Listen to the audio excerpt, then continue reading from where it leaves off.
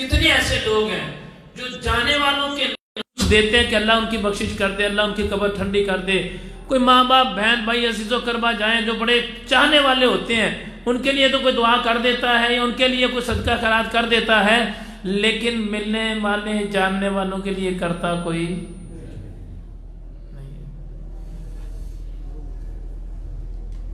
میں بھلا کیوں یہ بات آپ سے آج گوش گزار کی ہے، کیوں میں آپ کو یہ بات کر رہا ہوں؟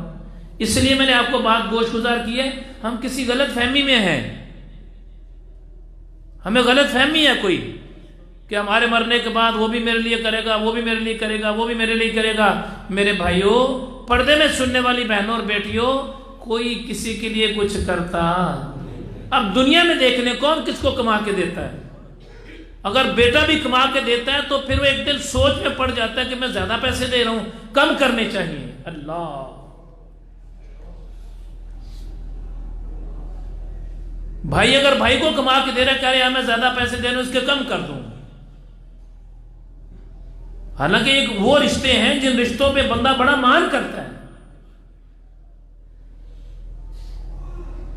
نبی پاک صلی اللہ علیہ وسلم نے جو ارشاد فرمایا وہ سنیں ذرا. کریم آقا علیہ السلام نے ارشاد فرمایا، میری امت کے اجر و ثواب میرے سامنے لائے گئے. میری امت کا اجر و ثواب میرے سامنے لائے گئے، حتیٰ کہ اس تنکے کا ثواب بھی لایا گیا جو بندے نے مسجد سے اٹھا کے باہر پھینکا تھا. اللہ اکبر. سنیں ذرا غور سے. کریم آقا علیہ السلام ارشاد فرماتے ہیں، میری امت کا اجر و ثواب جو لوگ عمل کرتے ہیں نا نیک، وہ سارے میرے سامنے پیش کیے گئے کہ یا رسول اللہ محمد صلی اللہ علیہ وسلم، یہ آپ کی امت کے لوگوں کا اجر و ثواب، یعنی جس وجہ سے ان کو اتنی نیکیاں ملی، چھوٹی سے چھوٹی نیکی کہ مسجد سے کسی نے تنکا اٹھا کے باہر اگر پھینک دیا ہے، اس کا بھی اجر و ثواب میرے سامنے لایا گیا کہ آپ کی امت کے فلاں بندے نے یہ کام کیا. یعنی چھوٹی سے چھوٹی نیکی بھی آپ کی لکھ لی جائے گی. اللہ، حتیٰ کہ آپ نے مسجد سے کوئی تنکا اٹھا کے باہر پھینکا، وہ بھی ثواب لکھ لیا جائے گا. اور فرمایا بڑے سے بڑا گناہ وہ بھی میرے سامنے لایا گیا. اب وہ بھی سنیے گا کیا ہے بڑے سے بڑا گناہ، سنے تاکہ ایمان کی تازگی ہو جائے. نبی پاک علیہ السلام نے فرمایا چھوٹی سے چھوٹی نیکی کہ تنکا اس نے مسجد سے اٹھا کے باہر پھینکا، وہ بھی میرے سامنے لایا گیا. اور بڑے سے بڑا گناہ،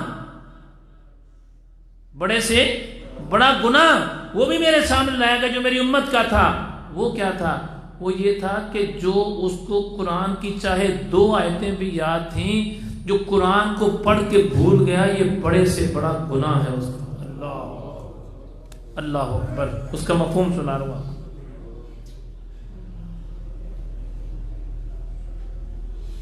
حدیث پاک کے الفاظ یہ ہیں، نبی علیہ السلام نے فرمایا کہ بڑے سے بڑا گناہ میں نے دیکھا کہ آدمی قرآن مجید کی کوئی سورت یا کوئی آیت عطا کی جائے اور وہ اسے بھلا دے. اللہ، بات سمجھ آ رہی ہے کہ بڑا گناہ کیا ہے؟ کہ کوئی بندہ مسلمان اللہ کا قرآن پڑھ کے بھول جائے.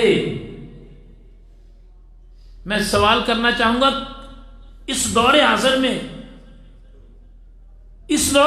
میں میرا خیال ہے شاید ہوگا جو قرآن کو پڑھ کے یاد رکھتے ہیں، ورنہ تو بچپن میں قرآن پڑھا اور بھول گئے. حتیٰ کہ کسی کے مرنے پر سپارے پڑے جاتے ہیں، 40ویں پر، کلوں پر، تیجے پر، ساتے پر اگر سپارے پڑے جاتے ہیں، وہاں جا کے 2 منٹ کے لیے قرآن پاک کی تلاوت کرتے ہیں، بلکہ کوشش کرتے ہیں گٹھنیاں پڑھ لی جائیں، قرآن پاک کی تلاوت پھر بھی نہیں کرتے. میرے بھائیوں، پردے میں سننے والی بہنوں اور بیٹیوں، اللہ کا قرآن یہ تیجے، 40ویں، ساتے کے لیے نازل نہیں ہوا تھا کہ اس پہ پڑھ لیا تو ہم نے اس کا حق ادا کر دیا. ایسا نہیں ہے کہ کسی کے مرنے پر ہم نے قرآن پاک پڑھ لیا. حدیث کے الفاظ یہ ہے کہ بڑا گناہ ہے، یہ بڑا گناہ ہے. قرآن کو پڑھ کے بھول جانا یہ بڑا گناہ ہے.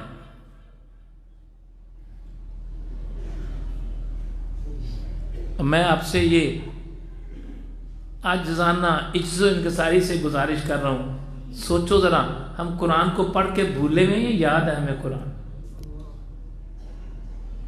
کسی کی ذات کو اٹیک نہیں، کسی سنی وہابی دیوبندی کی بات نہیں ہے، نہیں نہیں، کسی کے مسلک کی بات نہیں ہے، کسی فیکٹری اونر، کسی دکاندار، کسی ملازم کی، کسی گورے کالے امیر غریب کی بات نہیں ہے۔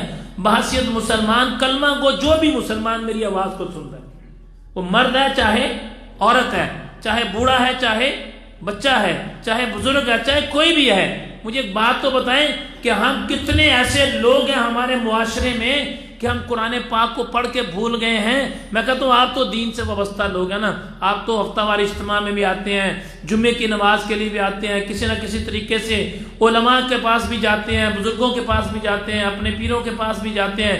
چلو آپ لوگوں کو تو ہو سکتا ہے کہ احساس ہو اور آپ قرآن پاک کی تلاوت کر لیتے ہو، آپ کی تسلی کے لیے کہہ رہا ہوں، لیکن بہت کم ایسا ہوتا ہے جو بڑی نسبت میں ہو نا، بڑی تربیت میں ہو تو وہ قرآن پاک کی تلاوت کرتا ہے۔ چلو ہم تو پھر بھی، یا یہ لوگ جتنے ہیں جو اس وقت میرے بیان کو سن رہے ہیں، ہو سکتا ہے ان کے اندر احساس بیدار ہو اور پھر یہ قرآن پاک کی تلاوت کر لیتے ہوں، ان کا خیال کریں جو ہمارے گھر میں بیٹھے ہوئے ہیں، کئی سالوں سے قرآن کھول کے نہیں دیکھا، اور مرنا بھی مدینے میں چاہتے ہیں، مرنا بھی مدینے میں چاہتے ہیں، زیارت بھی رسول اللہ صلی اللہ علیہ وسلم کی چاہتے ہیں۔ ارادہ بھی یہ ہے کہ نہیں جناب، میں نے موقع ملا تو میں نے قربانی بھی دینی ہے۔ میرے بھائی قربانی دو، ہم کہتے بھی کیا ہیں کہ غلامی رسول میں موت بھی قبول ہے، یہ کہتے ہیں ہم، یہ کہنا چاہیے، اس میں کوئی اعتراض نہیں ہے، بالکل کہنا چاہیے، لیکن میرے بھائی کبھی خیال کر لو یہ غلامی اتنی آسان نہیں ہے۔ خیال تو کرو، ایسا تو نہیں ہے ہمارے گھر میں جو قرآن ہم نے پڑھا ہوا ہے اس قرآن کو پڑھ کے تو نہیں ہم بھول گئے، کہ ایسا تو نہیں کہ ہمارے گھر کے اندر جو قرآن پاک پڑھا ہوا ہے اس کو الماری میں رکھا ہوا ہے، کوئی کھول کے پڑھتا ہی نہیں ہے قرآن۔ ایک بات آپ کو بتاؤں، ایک گھر کے اندر 2 ماں باپ ہیں اور 4 بڑے بچے ہیں، کتنے؟ مثال دے رہا ہوں، مثال، ایک گھر کے اندر 2 ماں باپ ہیں اور 4 بڑے بچے ہیں، کتنے؟ ایک گھر کے اندر، مثال دینے لگو نا، چونکہ جمعے کا خطبہ ہے، یہاں سے لوگ آتے ہیں صرف اس لیے کہ آج چلو یہاں سے کوئی اچھی بات مل جائے گی۔ ایک گھر کے اندر، میں یہ بات اس لیے گوش گزار کر رہا ہوں کہ آپ نے اپنے گھروں میں جا کے آج اس بات کو چیک کرنا ہے۔ ایک گھر کے اندر والدین ہیں، امی ہیں، ابو ہیں اور 4 بچے ہیں، مثال کے طور پر ایک بیٹی ہے، 3 بیٹے ہیں یا 3 بیٹیاں ہیں، ایک بیٹا ہے، جو بھی اللہ تعالیٰ نے عطا کیا ہے، اولاد ہے ہمارے گھر میں، اس میں بہن بھائی بھی ہیں۔ اچھا، اب ایک گھر کے اندر 7 افراد رہتے ہیں یا 8 افراد رہتے ہیں، کسی گھر میں 5 افراد رہتے ہیں، کسی گھر میں 3 افراد رہتے ہیں، کسی گھر میں 10 11 12 رہتے ہیں، کسی گھر کے اندر 15 افراد رہتے ہیں، ایسے ہی ہے؟ غلط تو نہیں کہہ رہا میں؟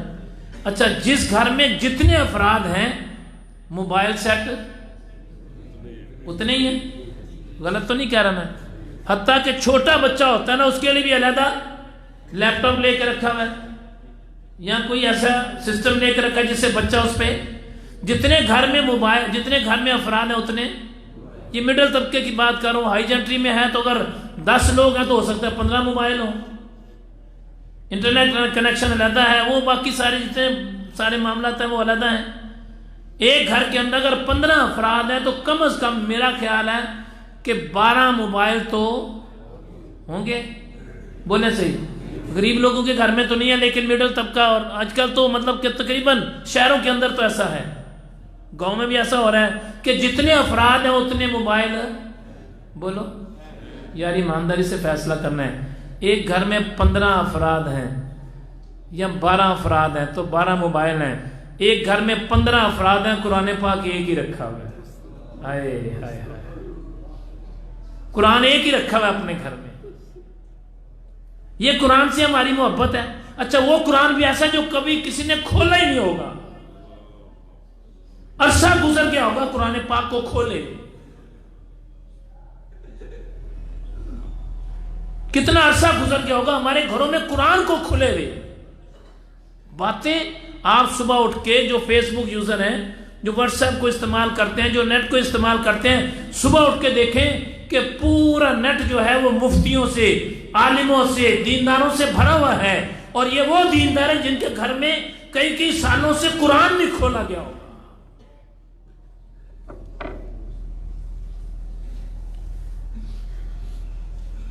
میرے نبی نے کیا فرمایا؟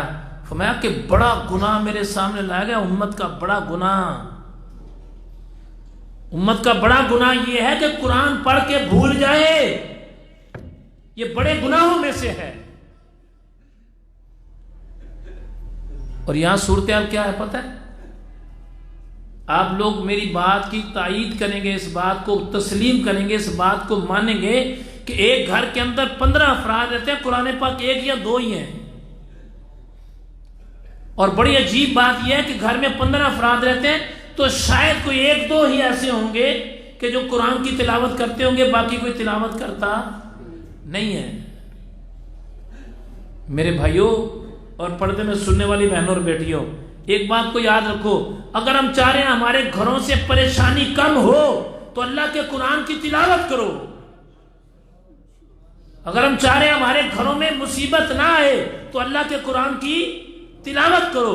اگر ہم چاہ رہے ہیں ہمارے گھروں سے مصیبتیں ٹل جائیں تو اللہ پاک کے قرآن کی تلاوت اپنے گھروں میں کرو.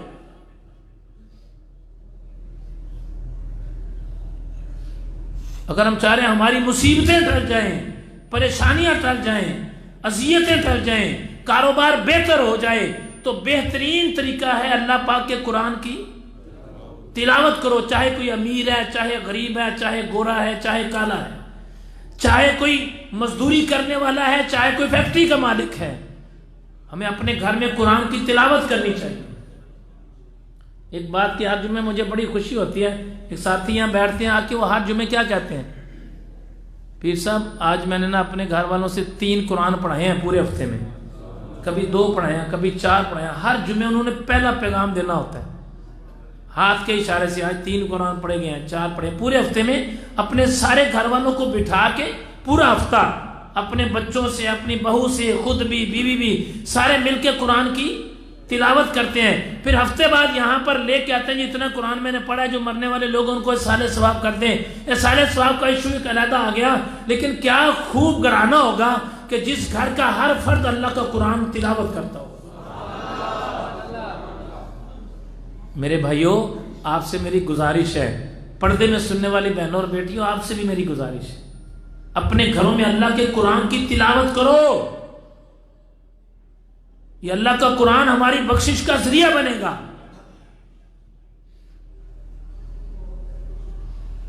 ہم کہتے ہیں نا ہمارے پیر صاحب ہیں، میں عقیدے کی بات کرنے لگوں ہے نا. آپ لوگ مرید ہیں نا، جو مرید ہیں یا معتقد ہیں یا عقیدت مند ہیں یا جو آنے والے یہاں پر جتنے بھی ہیں نا، یا جو بیانات کو سننے والے ہیں، یہ ہمارے پیر صاحب ہیں، بزرگ ہیں، جو بھی آپ اپنے ذہن میں خیال رکھتے ہوں گے، چلو یار ان کے ساتھ نسبت جوڑی ہے نا، تو ہو سکتا ہے قیامت والے دن بخشش کا ذریعہ بن جائے.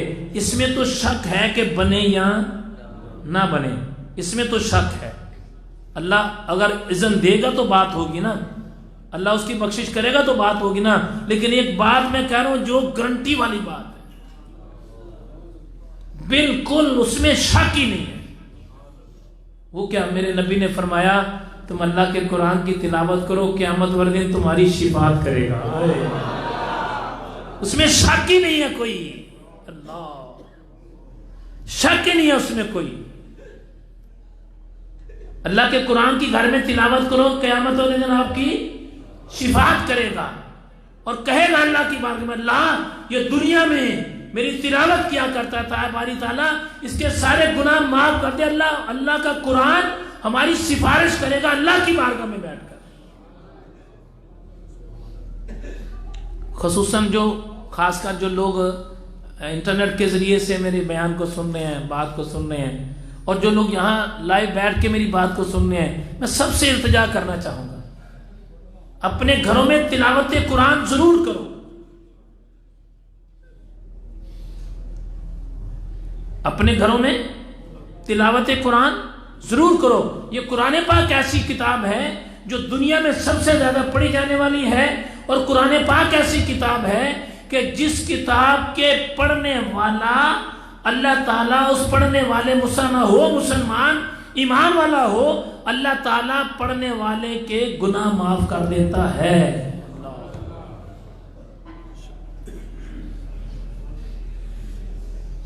اگلی بات بھی سنیں، قرآن پاک ہمارے پاس اللہ نے بھیجا ہے نا. دیکھیں میری بات سنیں، ہمارے معاشرے میں ایک عجیب سی بات پھیل گئی ہے. کیا بلا؟ ہم نے چاول بنائے نا، اس پہ اللہ کا نام لکھا گیا. دیکھتے ہیں نا، آپ نے سنتے ہیں کہ نہیں؟ بولو یار، کہیں میرے ذہن میں تو نہیں ایسی بات، حقیقت بھی ایسی ہے کہ نہیں؟ ایسا ہی ہے نا معاشرے میں. ہاں جی، انہوں نے اپنے گھر میں روٹی بنائی، اس کے اللہ کا نام لکھا گیا. چاول بنایا نا، اس پہ اللہ کا نام لکھا گیا. بھائیو میری بات سنو. اچھا جی، اللہ کا نام لکھا گیا تو کیا ہوگا؟ عقل سے کام لینا چاہیے، اپنے دماغ کو حاضر کر کے کام لینا چاہیے. اگر ہم نے روٹی بنائی، اس پہ اللہ کا نام لکھا گیا، اس کو دیکھنے سے تو تمہارا ایمان تازہ ہوا، تو تمہارے گھر میں جو اللہ کا قرآن پڑھا ہوا ہے، اس کو دیکھ کے تیرا ایمان نہیں تازہ ہوتا؟ وہ تو صرف ایک مرتبہ اللہ لکھا گیا نا، وہی پتہ نہیں لکھا گیا نہیں لکھا گیا. چلو لکھا گیا، ہم نے تسلیم کر لیا. تیرے گھر میں جو قرآن پڑھا ہے، کیا وہ پڑھنے کو تیرا جی نہیں چاہتا؟ نہیں تیرا دل چاہتا کہ میں اللہ کے قرآن کی تلاوت کروں؟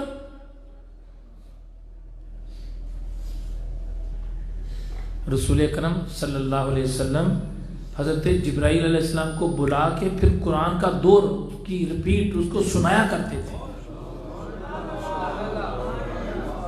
صحابہ کرام قرآن کی تلاوت کیا کرتے تھے، قرآن سے عشق کیا کرتے تھے، قرآن سے محبت کیا کرتے تھے. آپ جمعے کا خطبہ سننے کے لیے آئے ہیں، آپ سے میری گزارش ہے، مزہ اس میں ہے، آپ جب یہاں سے جاؤ تو کم از کم آج رات سے یا کل صبح سے اپنے گھر کے اندر آج رات سے شروع کر دو. زندگی موت تو اللہ کے ہاتھ میں ہے. اللہ کے قرآن کی تلاوت کرو تاکہ گھروں میں برکت ہو، گھروں میں رحمت ہو، گھروں میں کرم نوازیاں ہوں.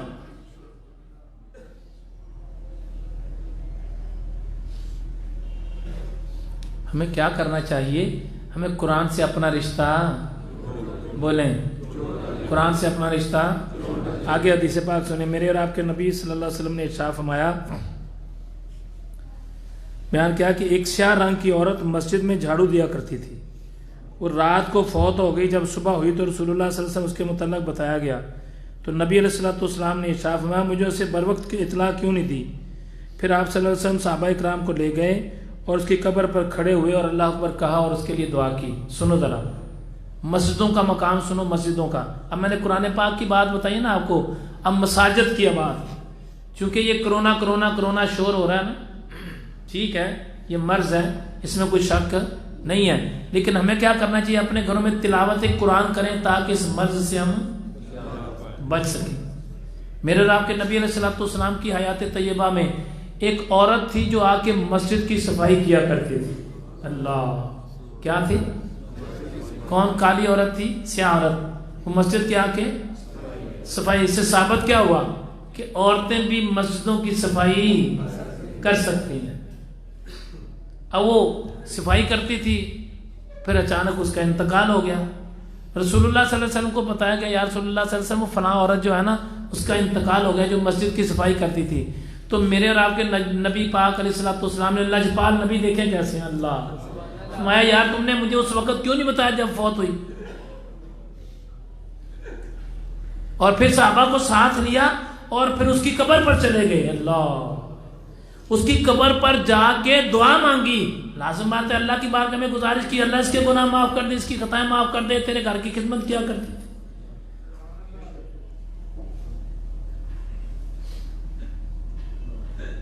میرے بھائیو، اللہ تعالیٰ نے آپ کو توفیق دی ہے، زندگی میں موقع دیا ہے، نیکی کر جاؤ جو مرنے کے بعد ہمارے کام آ جائے. کوئی نیک کام کر جاؤ جو مرنے کے بعد بخشش کا ذریعہ بن جائے. ایمان کی حالت میں نیکی کر جاؤ جو ہماری بخشش کا ذریعہ بن جائے. نیک عمل کر جاؤ جو ہماری بخشش کا ذریعہ بن جائے. ہمیں کیا کرنا چاہیے؟ قرآن پاک کی تلاوت کرنی چاہیے. کیا کرنا چاہیے؟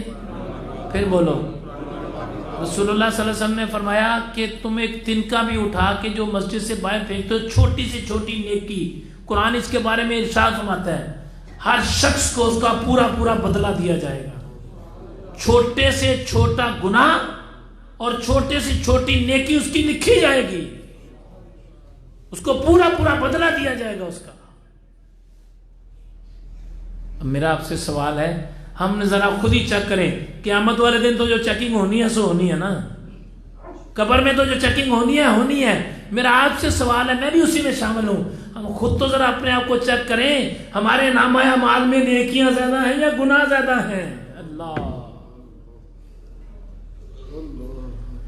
ہمارے نامہ اعمال کے اندر نیک عمل زیادہ ہیں یا گناہ زیادہ ہیں, برائیاں زیادہ ہیں یا اچھائیاں زیادہ ہیں؟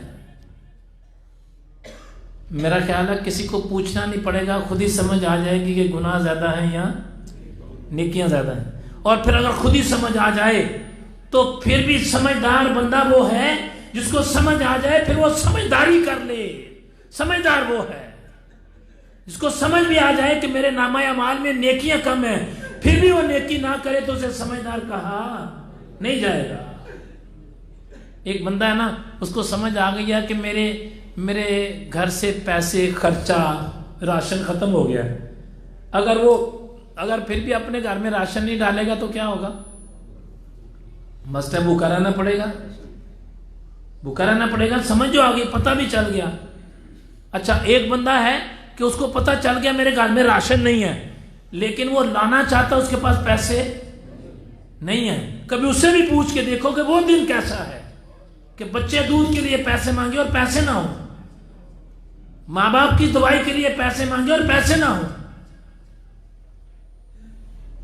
ایک بندہ وہ ہے جس کے اختیار میں ہے سب کچھ لانا, ایک وہ ہے جس کے اختیار میں نہیں ہے لانا.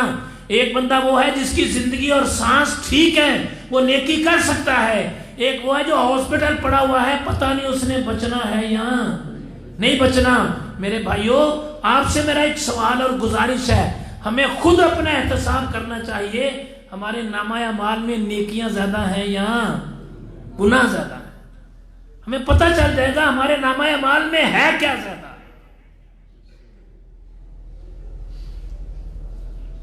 جو بزرگ تھے نا, بزرگ سنیں ذرا, بزرگوں کا طریقہ پیمانہ کیا تھا؟ رات کو سونا, رات کو اگر سوتے تھے نا, ان کی چارپائی کے پائے کے نیچے, کہاں؟ چارپائی کے پائے کے نیچے ایک چھوٹا سا پتھر جو آدھی انچ ہو, زیادہ کتنا, آدھا انچ ہو, ان کے پائے کے نیچے ہوتا تھا نا, تو لیٹ کے کہتے تھے کہ یہاں آج آسمان آدھا انچ نیچے آ گیا, یا زمین آدھا انچ اوپر چلی گئی. بات کوئی ضرور ہے, یعنی اتنا چیک اینڈ بیلنس رکھتے تھے اپنے اعمال کا کہ ذرا سا اونچی نیچ ہونی تو سمجھ جاتے تھے آج میں اللہ کی بارگاہ سے دور ہوں, جس وجہ سے مجھے یہ پریشانی آئی ہے. آج میرے پہ انعام ہوا ہے تو میں نے شکر کیا ہوگا تو مجھے اللہ نے انعام دیا ہے. آج پریشانیوں کے انبار لگ گئے, لیکن ہم نے کبھی سوچا نہیں یہ پریشانیاں آئیں کیوں. آج دکھ تکلیفوں کے انبار لگ گئے, آج مصیبتوں کے انبار لگ گئے, لیکن ہم نے کبھی نہیں سوچا یہ مصیبتیں کیوں آ رہی ہیں.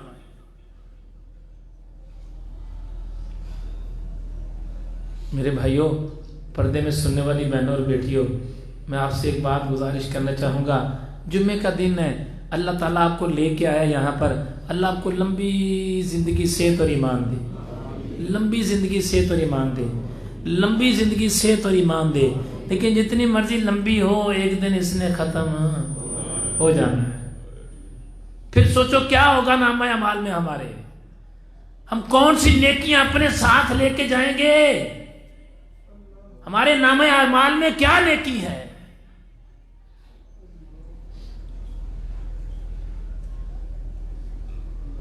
میرے نبی علیہ الصلوۃ والسلام نے ارشاد فرمایا, جس نے ایک مسجد بنائی نا, اس کا گھر جنت میں بنے گا. اللہ, کیا ہوگا؟ اب صحابہ کرام نے کی, یا رسول اللہ, چھوٹی مسجد جتنی چاہے چھوٹی ہو, نبی پاک علیہ السلام نے فرمایا اس کے الفاظ سننا ذرا, فرمایا چاہے چیل کے گھونسلے کے برابر مسجد ہو. اللہ, اللہ اکبر, اللہ اکبر. یعنی چاہے اس نے کہیں پر بھی نیکی کا حصہ, جہاں جایا کرو کوئی نیکی کا کام کر دیا کرو. اپنے نامہ اعمال میں نیکی لکھوا لیا کرو. اور آپ کو پتہ ہے جو نیکی لکھنے والا فرشتہ ہے نا وہ کبھی بھی رد و بدل بات نہیں کرے گا. جو کہا جائے گا لکھے گا. آپ کے منہ سے اچھا لفظ نکلے گا لکھے گا. وہ بھولتا بھی نہیں ہے, سوتا بھی نہیں ہے, نیند بھی نہیں آتی اس کو.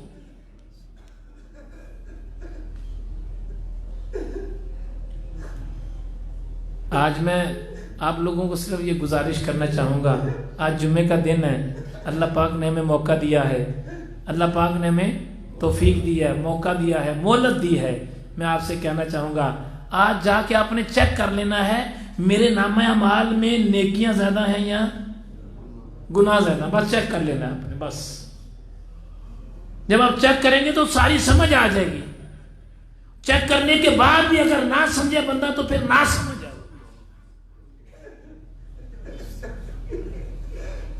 بندے کو سمجھ بھی آ جائے کہ میرے نامہ اعمال میں نیکیاں کم ہیں اور گناہ زیادہ ہیں, میرے نامہ اعمال میں برائیاں زیادہ اور اچھائیاں کم ہیں, تو پھر بھی بندہ اسی اکڑ میں رہے. کچھ نہیں ہوتا, دیکھی جائے گی. میرے بھائی کہاں دیکھا جائے گا؟ نبی انبیاء علیہ السلام اللہ پاک کی بارگاہ میں جاتے ڈرتے تھے اللہ, اور تو کہتا دیکھا جائے گا. تیرے پاس موقع ہے, کبھی اس کو تو جا کے دیکھ جو بندہ آئی سی یو وارڈ میں پڑا ہوا ہے. نیکی کرنا بھی چاہ رہا, موقع ہی نہیں ہے. اچھا کام کرنا بھی چاہ رہا, موقع ہی نہیں ہے.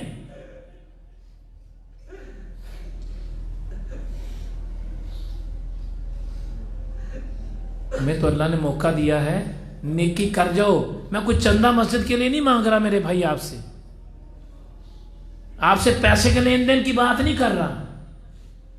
میں اس لیے آپ کو گوش گزار کر رہا ہوں. مجھے پتا ہے کہ آپ کی بہت ساری نیکیاں ہوں گے, لیکن پھر بھی میرے کہنے پر ایک مرتبہ چیک تو کر لو اپنے نامہ اعمال کو. ایمان تیرا سلامت ہے؟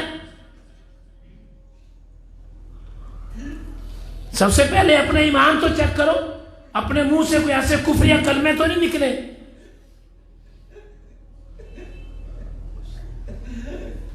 بندہ ذرا بیمار ہو نا, سنو ذرا کیا کہتے ہیں, نعوذ باللہ نعوذ باللہ استغفر اللہ. میاودہ کی بگاڑیا جی, نعوذ باللہ استغفر اللہ. میاودہ کی بگاڑیا استغفر اللہ. کس کی بات کر رہے تو؟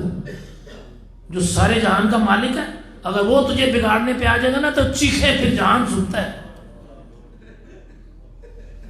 پھر کیا کہے گا, یہ ساری مصیبتیں میرے لیے ہیں. میرے بھائیوں سوچو ذرا, سوچو. انبیاء علیہ السلام جو نبی ہیں, جو سارے جہانوں کے لیے رحمت بن کے آئے ہیں, وہ بھی رویا کرتے تھے اللہ کی بارگاہ میں. میرے اور آپ کے نبی علیہ السلام ایک دن میں 70 مرتبہ, اور ایک جگہ پر رہتے ایک دن میں 100 مرتبہ اللہ کی بارگاہ میں توبہ استغفار کیا کرتے تھے. استغفار کیا کرتے تھے ایک دن میں 100 مرتبہ. آدم علیہ السلام کے بارے میں آتا ہے کہ آپ سے جو وہ لغزش ہوئی, غلطی ہوئی, بلکہ محدثین نے تو یہ لکھا ہے کہ ان سے کروائی گئی تاکہ آدم کی وراثت میں توبہ آ جائے. جو غلطی ہوئی تو کتابیں لکھتی ہیں آدم علیہ السلام کتنی دیر روئے, 350 سال تک روتے رہے. اللہ اکبر, اللہ اکبر. کس بات پہ روتے رہے؟ کہ وہ گندم کا دانہ کھانا نہیں تھا, میں نے غلطی سے کھا لیا. جس چیز سے میرے اللہ نے مجھے منع کیا تھا میں نے وہ کر لی بات, اور 350 سال روتے رہے. اللہ.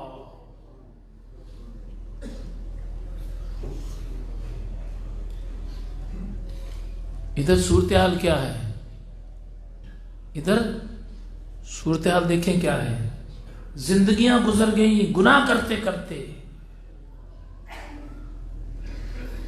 زندگیاں گزر گئی گناہ کرتے کرتے, برائی کرتے کرتے, برے عمل کرتے کرتے زندگیاں گزر گئی.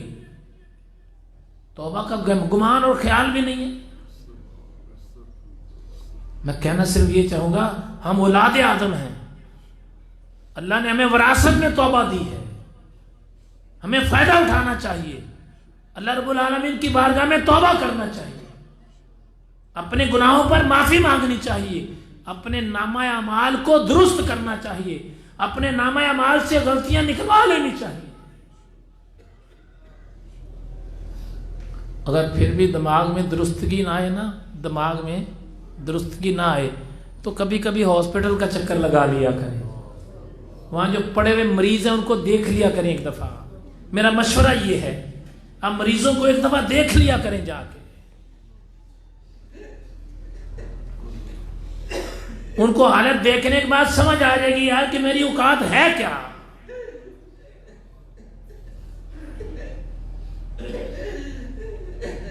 میرے بھائیوں، ہمیں اپنے گناہوں پر احساس ہونا چاہیے، اپنی برائیوں پر احساس ہونا چاہیے، اپنے گناہوں پر تائب ہونا چاہیے، اپنے نامہ اعمال میں دیکھنا چاہیے نیکیاں زیادہ یا گناہ زیادہ ہیں. ہر شخص اپنے نامہ اعمال کا خود ذمہ دار ہے. ہر شخص اپنی برائی اچھائی کا خود ذمہ دار ہے. ہر شخص اپنے برے کام کا خود ذمہ دار ہے.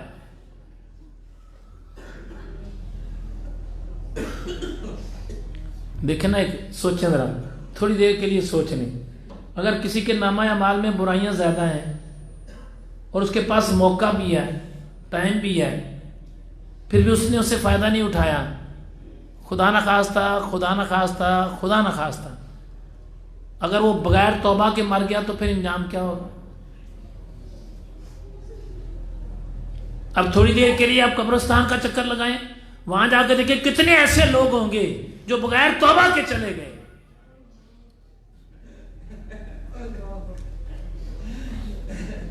آج جمعے کا دن ہے، آپ لوگ یہاں پر جمعہ پڑھنے کے لیے آئے ہیں، کس لیے؟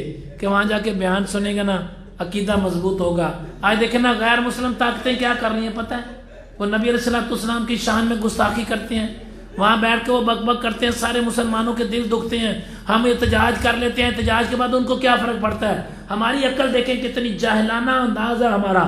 ہم کہتے ہیں لعنتی ہے وہ، لعنتی، وہ لعنت ان پہ ہے. ہم لعنت کر کے اپنے موبائلوں پہ ان کو اور تشہیر دیتے ہیں اور ان کی تشہیر کرتے ہیں. جس کو یہ نہیں پتا میرا باپ کون ہے، اس کو لعنت سے کیا فرق پڑے گا؟ اسے لعنت سے کیا فرق پڑے گا؟ میں نے پچھلے جمعے ایک بات بیان کی تھی، شاید آپ کو میری بات سمجھ آئی. ایک فیکٹری ہے، ایک کمپنی ہے، ایک ادارہ ہے. ایک کمپنی ایک دن کے اندر 200 موبائل بناتی ہے. کتنے؟ مثال کے طور پر 200 موبائل وہ تیار کرتی ہے ایک دن کے اندر. ٹھیک ہے؟ اور دوسری کمپنی یہ چاہتی ہے کہ میں بھی موبائل بناؤں. اگر وہ اس سے ترقی کرنا چاہتی ہے تو اس کو دوسری کمپنی کو کیا کرنا پڑے گا؟ بولو بھائی. اس سے زیادہ پروڈکشن دیں گے تو پھر ہوگا نا.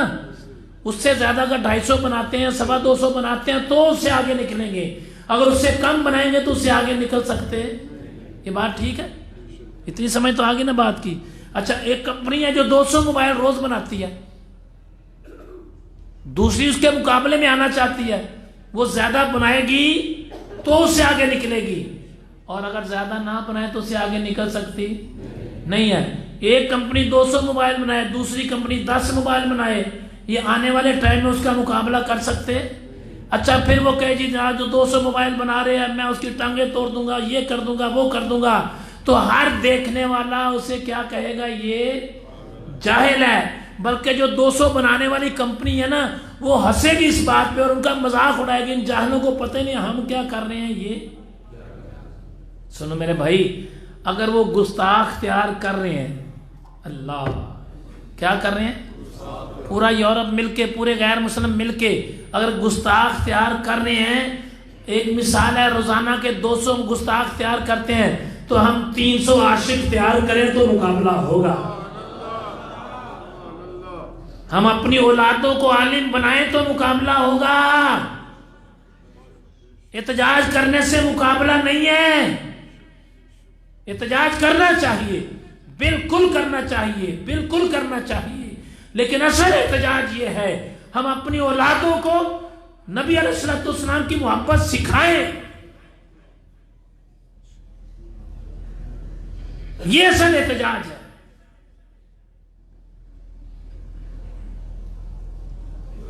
ہمیں احساس ہونا چاہیے، ہم اپنی اولاد کو دین کا درس دیں، دین کی طرف راغب کریں، دین کی طرف موڑیں، ان کے رخ دین کی طرف کریں، تاکہ ہماری آنے والی نسلیں ان کا جواب دے سکیں۔ اس فیکٹری کا مقابلہ کرنے کا بہترین طریقہ ہے ہماری پروڈکشن بڑھ جائے۔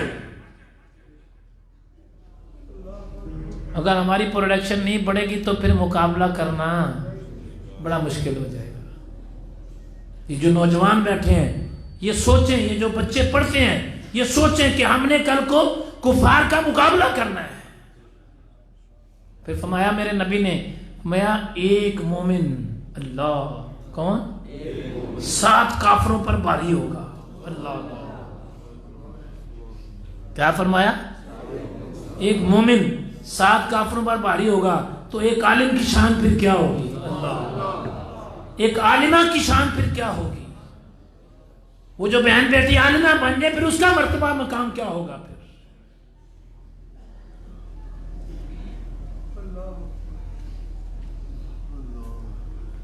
ہمیں کیا کرنا چاہیے؟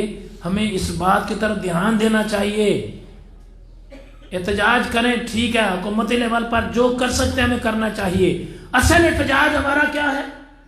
ہم اپنے آپ کو، اپنی اولاد کو دین سے جوڑ لیں۔ اصل احتجاج یہ ہے۔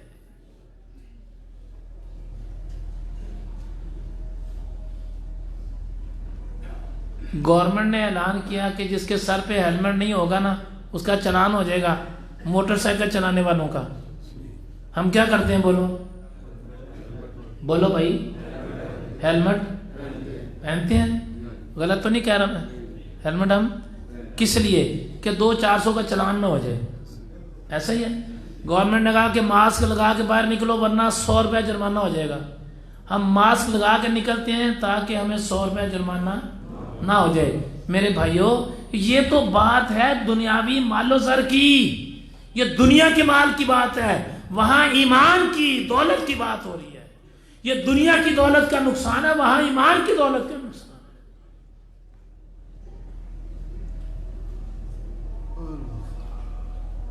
ہمیں خیال ہونا چاہیے، ہمیں احساس ہونا چاہیے، ہمیں فکر ہونی چاہیے کہ ہم ایمان کی دولت سے مالا مال ہو جائیں، ہمارا ایمان بچا رہے۔ آج کا میرے جمعے کا خطبہ صرف ایک بات کے گرد گھوموں گا کہ ہمارا ایمان کا لیول کیا ہے۔ ہم اپنے نامہ اعمال کو دیکھتے ہیں، ہم نے مرنے کے بعد حساب دینا ہے۔ یہ میں آپ کو بات بالکل ٹھیک کہہ رہا ہوں، ہم نے مرنے کے بعد حساب دینا ہے اپنا۔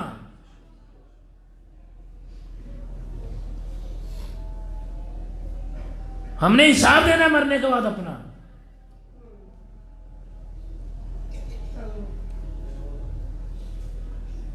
میرے بھائیوں، آپ سے میں کہنا چاہوں گا، توجہ جس طرف دلانا چاہ رہا ہوں، ہم جتنے لوگ اس وقت جمعے کے خطبے کو سن رہے ہیں، بذریعہ انٹرنیٹ بہت سارے لوگ بیٹھ کے سن رہے ہیں، اپنا اپنا حساب کریں۔ ہمارے نامہ اعمال میں نیکیاں زیادہ ہیں یا گناہ زیادہ ہیں؟ اگر نیکیاں زیادہ ہیں تو اللہ کا شکر کرو کہ اس نے ہمیں توفیق دی ہے۔ اگر گناہ زیادہ ہیں تو اس کی بارگاہ میں استغفار کرو، اس کی بارگاہ میں استغفار کرو تاکہ اللہ تعالیٰ ہمارے گناہوں کو معاف فرمائے۔ کپڑا گندا ہو جائے تو کیا اس کو پہن کے کہیں جاتے ہیں؟ کپڑے میں داغ لگ جائے اسے پہن کے جاتے ہیں؟ کیوں بھلا؟ انسلٹ ہو جائے گی ہماری۔ میرے بھائی، کپڑا پہن کے شادی پہ جائے گا تیری انسلٹ ہو جائے گی، اور گندا نامہ اعمال قبر میں لے کے جائے گا، عذاب ہوگا تجھے۔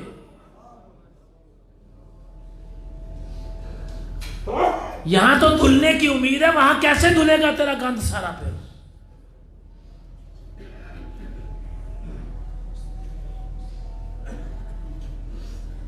کچھ باتیں ایسی ہوتی ہیں، وقت ہوتا ہے اور شعور نہیں ہوتا۔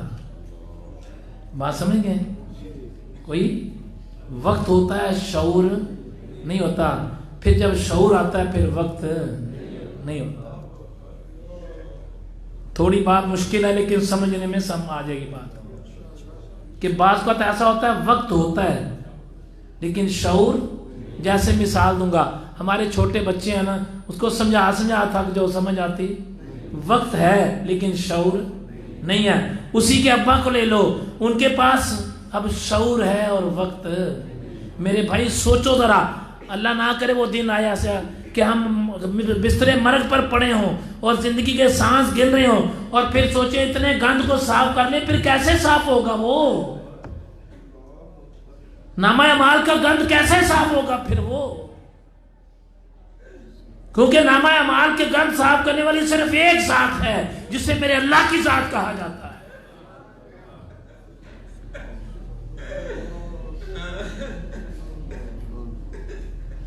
ہمیں یہ دیکھنا چاہیے ہمارے نامہ اعمال میں نیکیاں زیادہ ہیں یا پھر اس جہاں سے شروع کی تھی بعد میں وہاں لا کر کھڑی کرنا چاہوں.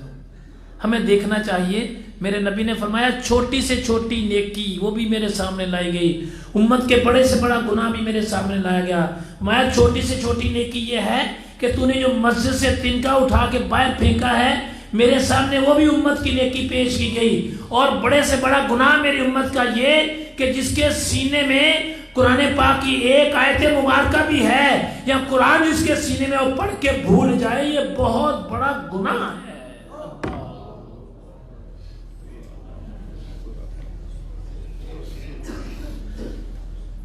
میرے بھائیوں, ہو سکتا ہے میری ذات سے سننے والے کا اختلاف ہو, کوئی بڑی بات نہیں ہے. سننے والوں میں ہو سکتا ہے میری ذات کو نہ لائک کرتا ہو, نہ پسند کرتا ہو سکتا ہے میری ذات سے اس کو اختلاف ہو, کوئی بڑی بات نہیں ہے, ہو سکتا ہے. میں بھی انسان ہوں, بشری تقاضے ہیں, میرے سے بھی غلطیاں ہوتی ہیں. کسی کو میری ذات سے اختلاف ہوگا, کوئی بڑی بات نہیں ہے. لیکن اپنے نامہ اعمال میں سے گناہ صاف کرانے کا اختلاف نہیں ہونا چاہیے. وہ تو تیرا نامہ اعمال ہے نا, تو نے صاف کرانا ہے, اور صاف کرنے والی اللہ کی ذات ہے.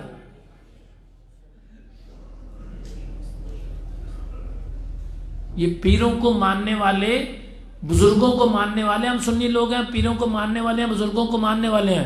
یہ ہو سکتا ہے تمہارے پیر قیامت والے دن اگر اللہ تعالیٰ ان کو عزت دے, اللہ ان کی بخشش کر دے, اللہ پاک ان پہ کرم نوازیاں کر دے, اللہ ان کو اجازت دے, تو ہو سکتا ہے وہ اپنے عقیدت مندوں چاہنے والوں کی بخشش کروا لیں. لیکن اگر نہ اجازت دے گا تو ہو سکتی نہیں ہوگی. لیکن اللہ تو قرآن اعلان کرتا ہے, میرے نبی کی حدیث اعلان کرتی ہے کہ تم اللہ کے قرآن کی تلاوت کرو, قرآن قیامت کے دن تمہاری شفاعت کرے گا, تمہارے حق میں قرآن بولے گا, تمہارے حق میں قرآن گواہی دے گا.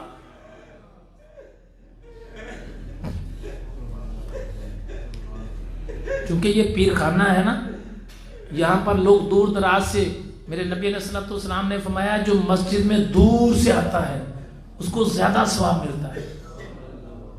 ایک صحابی بن کے کریم آقا علیہ السلام کی بارگاہ میں نا عرض کی, یا رسول اللہ میرا گھر دور ہے نا, وہ دور ہے میرا گھر, تو مسجد کے پڑوس میں مجھے گھر مل رہا ہے تو میں لے لوں. میرے نبی نے فرمایا دور رہ, جتنے قدم چل کے آئے گا اتنا ثواب تجھے زیادہ ملے گا.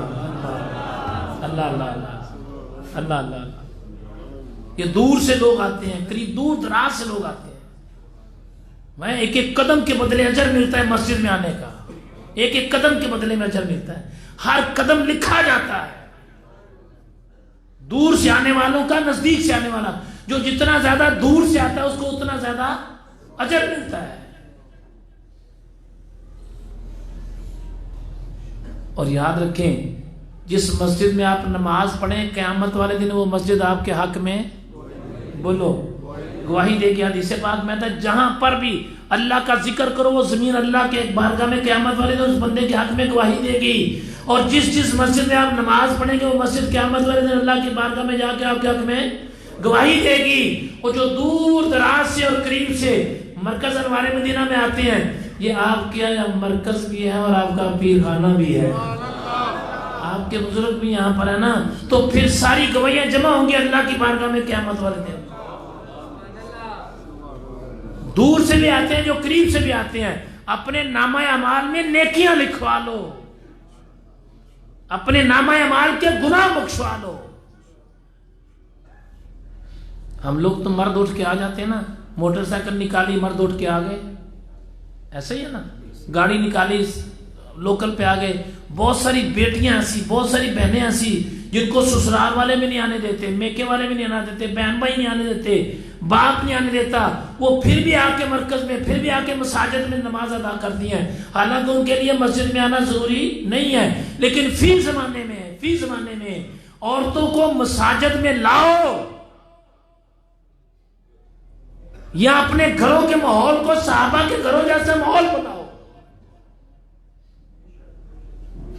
مسجد میں آ کے آپ نماز ادا کریں گے تو اجر ملے گا, کوئی بات سمجھ آ جائے گی, وہ بات بخشش کا ذریعہ بن جائے گی ہماری. جہاں سے میں نے بات شروع کی تھی نا, میں دوبارہ وہیں پر بات لے کے آ کے کھڑی کرنا چاہ رہا ہوں تاکہ سارے بیان کی سمجھ آ جائے. میرے بھائیوں, پردے میں سننے والی بہنوں اور بیٹیوں, توجہ سے میری بات کو سننا تاکہ بات بخشش کا ذریعہ بنے. آج جا کے اپنے نامہ اعمال کو چیک کرو, میرے نامہ اعمال کے اندر نیکیاں زیادہ ہیں یا گناہ زیادہ ہیں. اور اگر گناہ زیادہ ہیں, سنو ذرا غور سے سنو, اگر گناہ زیادہ ہیں تو زندگی آپ کے پاس ہے, زندگی کے سانس آپ کے پاس ہیں. ان گناہوں کو اللہ کی بارگاہ میں توبہ کر کے کم کرا لو, معافی کروا لو, نامہ اعمال کو صاف کروا لو. اور اگر نیکیاں زیادہ تو شکر کرو کہ اللہ اسی حالت میں اور ایمان کی حالت میں موت دینا تو ہمیں.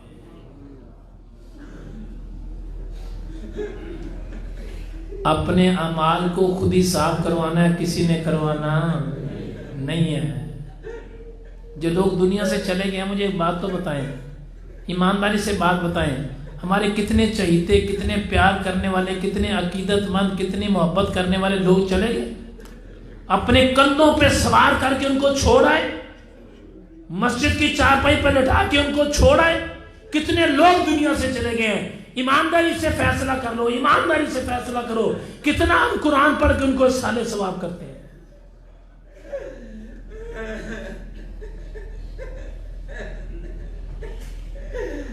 میرے بھائیوں, ہمیں اپنے نامہ اعمال کی طرف دھیان دینا چاہیے. خدا کے واسطے, خدا را میں کہہ رہا ہوں یار میری بات سے اختلاف ہوگا, کوئی بڑی بات نہیں ہے. اپنا حساب جا کے رات کو کریں کہ میرے نامہ اعمال میں نیکیاں کتنی ہیں, میرے نامہ اعمال میں گناہ کتنے ہیں, میرے نامہ اعمال میں اچھائیاں کتنی ہیں اور برائیاں کتنی ہیں.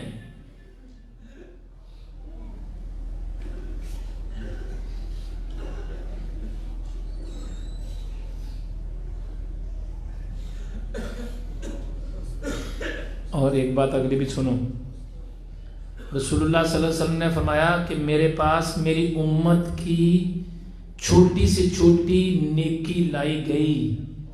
چھوٹی سے چھوٹی نیکی کیا تھی؟ کسی نے مسجد سے تنکا اٹھا کے باہر پھینکا, میں نے وہ بھی دیکھی. اور میری امت کا بڑے سے بڑا گناہ لایا گیا. فرمایا بڑے سے بڑا گناہ یہ میں نے دیکھا کہ جس کے سینے میں اللہ نے قرآن اتارا تھا, وہ یعنی جو قرآن پڑھا ہوا تھا وہ قرآن پڑھ کے بھول گیا. یہ بڑے سے بڑا گناہ ہو گیا. اللہ, ایک تو یہ ہے قرآن پڑھ کے بھول گئے, جو قرآن پڑھے نہیں اللہ کی بارگاہ میں جا کے کیا جواب دو گے؟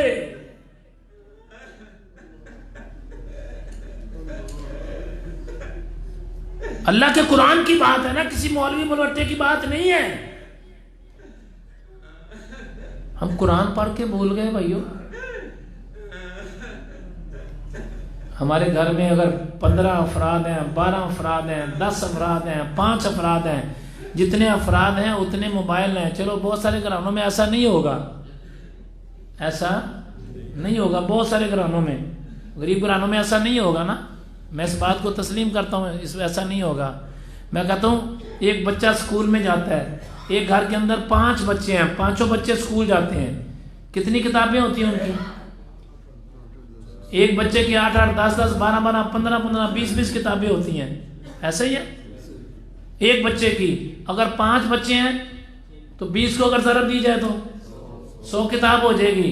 میں کہہ رہا ہوں جس گھر میں 5 بچے ہیں, 2 میاں بیوی ہیں, سوچو تو صحیح قرآن اس کے گھر میں کتنے رکھے ہوئے ہیں. چلو 2 رکھے ہیں یا 1 رکھا ہے, میں کہہ رہا ہوں قرآن کو کھولا کتنے دن پہلے تھا آپ نے,